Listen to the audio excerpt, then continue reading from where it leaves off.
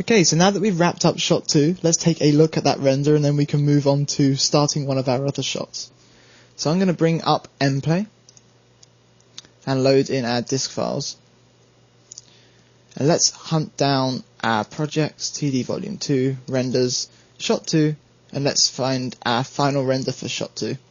So I'm going to load that in, I'm going to make sure to check real time, and then let's play back.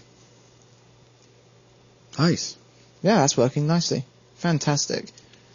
So with that, I'm going to close this out, and since we're done with shot 2, I don't want to add any more nodes into our shot 2 image network. I'm going to jump up, I'm going to create another image network, and I want to start work on the stadium asset. So we already have a choice of which shot to move on to. I think we might as well start with shot 3 for the stadium asset, simply because in shot 3 the stadium asset, or the stadium object, has a little bit more complicated lighting than in shot 1. It has those main spotlights. So let's start off by building it with the full range of lighting that it would need, and then we can always adapt it for shot 1, which is actually what we're going to do at the end of this video.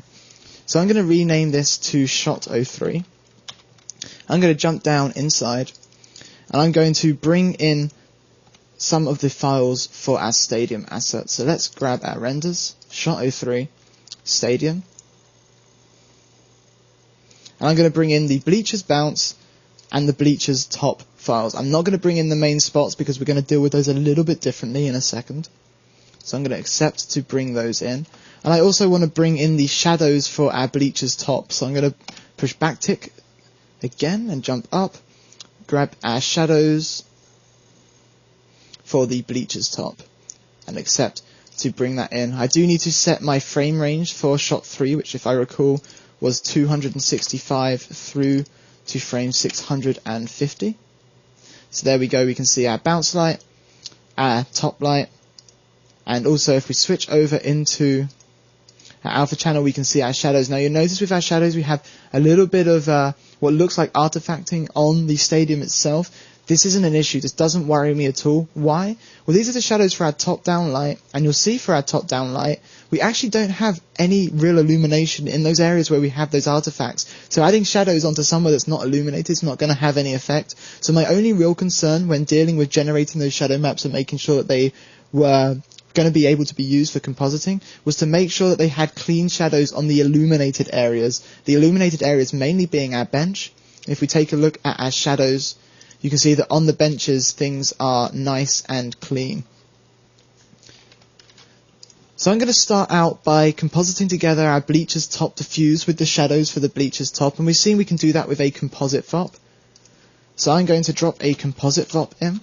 We want to layer our shadows over the diffuse, so I'm going to wire our shadows into the first input and our diffuse into the second input, and that's going to give us shadows. They're going to look a little bit weird right now. That's because our shadows are being cast between our audience member and the bench, and since we haven't layered our audience member over the top of this pass yet, we're going to have a cutout where our audience member will sit. As soon as we bring our audience member in and layer it over, everything's going to look great.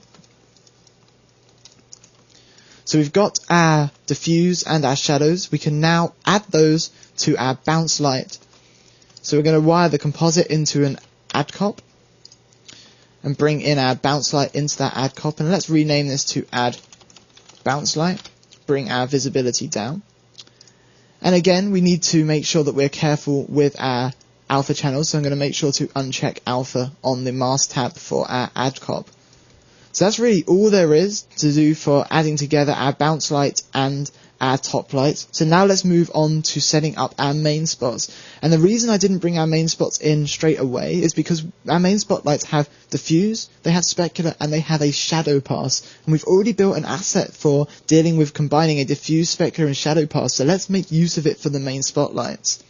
So I'm going to push tab, come down to digital assets, and create an instance of our diffuse, specular, and shadow asset that we've already created. And I'm going to rename this to main spots. And with this we can specify the 3 passes that we need. So let's grab our diffuse sequence, let's jump up to shot 03, grab our stadium, and grab our stadium's main spots diffuse. I'm then going to double click Ctrl C to copy, paste that into the specular sequence, bring that back up, and grab the stadium main spot specular. Finally, I'm going to Control V once more into the shadow sequence, jump up and grab the shadow for the main spots for shot 3. So if we bring our visibility down, we're not going to see for most of the animation anything, but we're going to find that at a few frames our spotlights do cut across and they do have those shadows being cast correctly. Again, they're going to look weird because we have to account for all the objects like the ladder in this example that needs to be layered over the top. So now that we have our main spotlights in place, we can go ahead and add those to our existing lights. So I'm going to right click on our add bounce light, create a new add cop, enter to place that and wire our main spotlights into it and rename this to add main spots.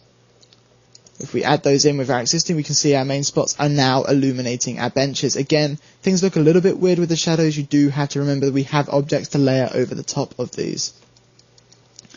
So that's going to be pretty much all of our lighting for shot 3, but in shot 1 we have to remember that we do not have any main spots passes for shot 1. So how are we going to go about building a robust stadium asset that will allow us to composite our stadium for both shot 3 and shot 4, which do have the main spotlights, and shot 1 that does not? Well, when we don't have the main spotlights, we really only need to see the output from our add bounce light. When we do have the main spotlights, we want to see the output from add main spots, which we do want to make sure not to have our alpha being added on that add. I think I got it on that one, yeah. So what we could do, if we were to switch between the outputs of these two guys, we could switch between having main spots and not having main spots.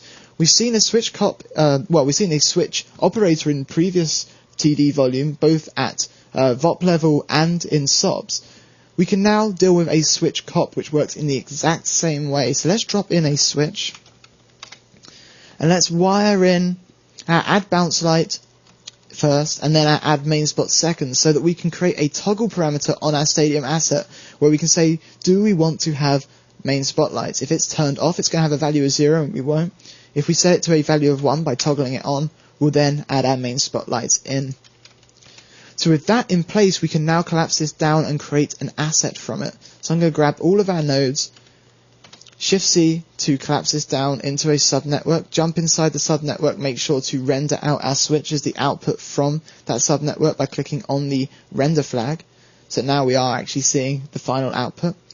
And I'm going to rename this to Stadium Comp. We can right click on this and come to create digital asset. I'm going to give this an operator name of Stadium Comp, a label of Stadium Comp. I'm going to save this into our OTL for compositing. So let's go into OTLs, compositing.otl. And if we accept that, we'll see the type properties. So the first thing I'm going to do is create a new folder. Let's just resize this slightly. And this folder will be for our bleachers top. And let's uncheck prefix linked parameter name and label. I'm going to jump over inside our asset, and I'm going to promote up the files for both the diffuse pass and the shadow pass for our bleachers top. So let's grab our diffuse. I'm going to right click and export parameter to type properties, and I'm going to call this bleachers top diff file with a label of diffuse pass. Let's call that diffuse sequence to match with our other assets. And then I'm going to right click on our shadows file parameter and name this to bleachers top shad file, and we'll call this shadow sequence. And again, I'll drop that into the folder. I'm then going to create a separator, and from there we can now control both the overall intensity and the shadow intensity for our light. The overall intensity will allow us to be controlling whether we're adding a bounce light, which is going to be the foreground weight. So on our add bounce light, our background weight is for the bounce light itself, our foreground weight for our composited top light. So let's promote up our foreground weight, and I'll call this bleachers top intensity, and give this a name of overall intensity, and put that in our bleachers top folder. On the composite VOP, we have foreground and background weights. The foreground weight will control our shadow intensity, so I'm going to export our foreground weight on the composite VOP and call this bleachers top shad intens, and give this a name of shadow intensity, and make sure that that's inside our bleachers top folder as well. We can now go ahead and create a folder for our bleachers bounce. So I'm going to rename this to bleachers bounce. And the bleachers bounce simply is going to have the file parameter and a background weight on our add. So let's export our file parameter from the stadium bleachers bounce file cop. And I'm going to call this bleachers bounce diff file. And we'll call this diffuse sequence. And put that in our bleachers bounce folder. And then I'll come down to add bounce light and promote up our background weight. So export parameter to type properties, and this will become our bleachers bounce intensity, so overall intensity, and drop that into our bleachers bounce folder as well. Finally, I want to promote up the parameters from our main spotlight, so I'm going to create a new folder which I'll call main spotlights. And the first thing I'm going to do is create a toggle that's going to allow us to control this switch to turn on and off our main spotlight. So let's create a toggle, and I'm going to name this toggle to enable main spots TGL, and I'm going to give this a label of simply enable. And in a minute after we've promoted up the rest of our parameters, we can go ahead, control our switch with this toggle, and also control whether our parameters are enabled or disabled with this toggle. So I'm going to promote up all of the parameters from our main spots instance of our diffuse, specular and shadow assets. So all three of the file parameters and also the intensity parameters. So let's jump over to from nodes, and let's expand this out so we can see what we're doing. And jump in and find our main spots. And from our main spots, I'm going to grab our diffuse sequence all the way down to our shadow intensity and put those into our main spotlights folder. I do want to go ahead and create a separator between our files and our intensity values. We also have an additional intensity value that we could create for our main spotlights, because now we have an overall intensity, which is going to be the background weight on our add main spots. So I'm going to export our background weight from add main spots and call this main spots intense, and we'll call this overall intensity in the label, and drop that in above our diffuse intensity. So when our main spotlights are enabled, we want to be able to access these parameters. It'd be good that when we disable them, we can't access these parameters. So let's make sure that I'm going to copy the name for our toggle, and let's make sure for our diffuse sequence that we set disable when to when our toggle is equal to 0. So when our toggle is disabled, this parameter is disabled. I'm going to copy that expression and paste that in for all of the other parameters that we have under our main spotlights. If we accept that, I can now jump up and we can see that we have our bleachers top, bleachers bounce, our main spotlight that when we disable all our parameters. We do need to hook this up to the switch. So let's jump down inside, and on the switch we can reference our toggle for the input index so that when our toggle's off, we do not see main spotlights. When our toggle's on, we do. So I'm going to reference the enable main spots TGL.